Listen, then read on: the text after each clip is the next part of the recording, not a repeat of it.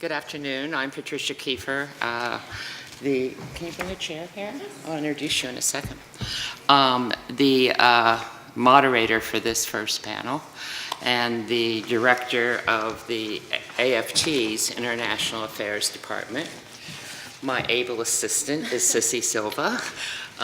She is going to help me sort of keep the time managed so that we can really have this first session be what Leo has laid out, which is a dialogue.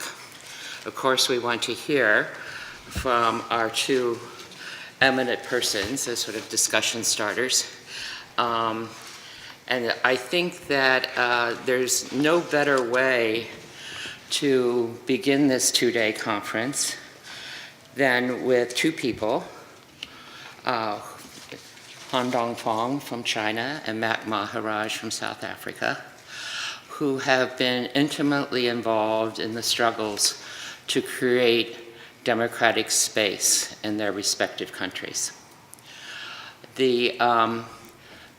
Both men have been in the throes of this, but in different sectors. Han Dongfang comes from our labor movement. He has been a close ally of the AFT over many years, part of our family, I think you would be considered, huh? And we're pleased that he could make it here for this conference.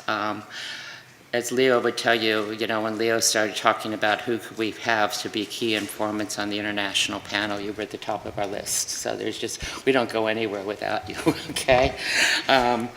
Han has received awards from the AFT, and we've been proud of our association with him.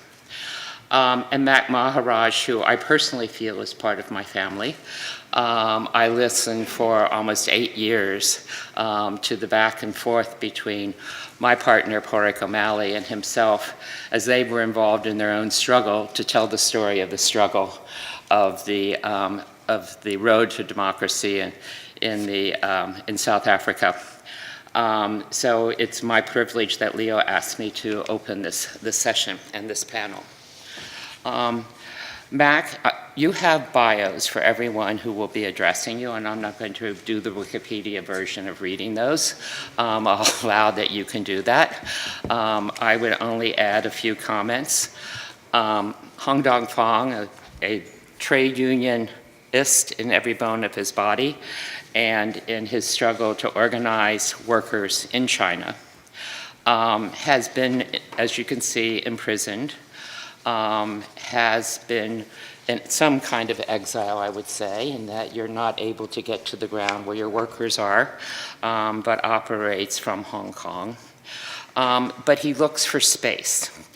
And I know that Leo and I and the staff of the Shanker Institute have really, particularly in the last couple of years, liked listening to you and your guidance on what you see as the opportunities for space within China.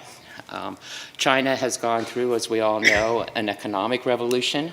It's an economic powerhouse, and you have seen the opportunity to take advantage of that in the efforts of workers to claim some of their rights for minimum wages, but better working conditions, and see that as an opportunity for building a rather social democratic movement within labor and workers in China. I won't say it all because you'll say it better and more eloquent than I and explain it to people. But you also have seen it as a way to look for space in the All China Federation of Trade Unions, which interests a lot of us because we accept your leadership in that regard, and we want to hear from you about it. And Mac Maharaj, who is probably the bona fide revolutionary among us in these 2 days. Mac has gone from being a student activist to being an organizer of political movements above ground and underground. He has been in prison, he has been in exile, he has been a leader in the party, he has resigned from the party, he has been a cabinet minister, he has been a vice president of a major bank in South Africa, and then he ended up at Bennington College as a professor. He has been able to counsel people in leadership positions of organizations like the IRA in dealing with the British and the ending of their arms struggle, on how you can do that and do it in a way that you protect your space. He has done the same thing in Iraq with Sunni militia imams and Shiite politicians, to look for the space, to find out not how did South Africa do it and how can we take a cookie cutter and put it here, but what are the tactics that are used? How do you create the opening for dialogue with your enemies? And how do you bring people to the table? So, as you all know, he was very confident of Nelson Mandela's, and as Mandela is famous for saying, people said, well, why did you appoint him Cabinet Minister of Transport? And it's because, well, you know, he got my transcripts out of the prison. And if anybody could figure out how to do that, they can deal with the transportation problems in South Africa. But both men are great beginners cooking off this discussion that we're going to have. In both countries, China and South Africa, there have been major political and economic transformations in the last 15, 20 years. It's hard, I think, in some respects for me to sort of put myself in their position, and we're sitting here talking about the crisis that Leo has just outlined for us, given what they have gone through and the struggles that they have faced to create the space that they look for. No doubt China is a lot further away from a constitutional democracy than South Africa, but you have found ways, I think, both to find a win-win situation from the work that you're doing.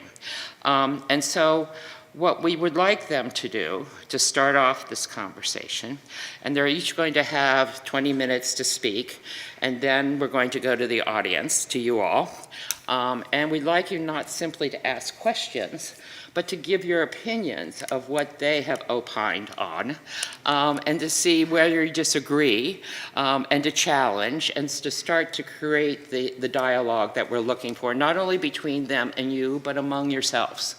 So listen to what people say, in addition to listening to what they say. So we have asserted that we are in a crisis in democracy. And as Leo has pointed out, it's a crisis that is being fashioned in the United States and in Europe, throughout Europe. And we would like to know how you see what we define as our crisis in democracy and what kind of impact it has on you. And on the work that you're doing, and on South Africa, on China, as you look to sort of create that space, if it does have an impact, and maybe it doesn't. So that's where I'd like you to start. Would you like to start, Han? All right.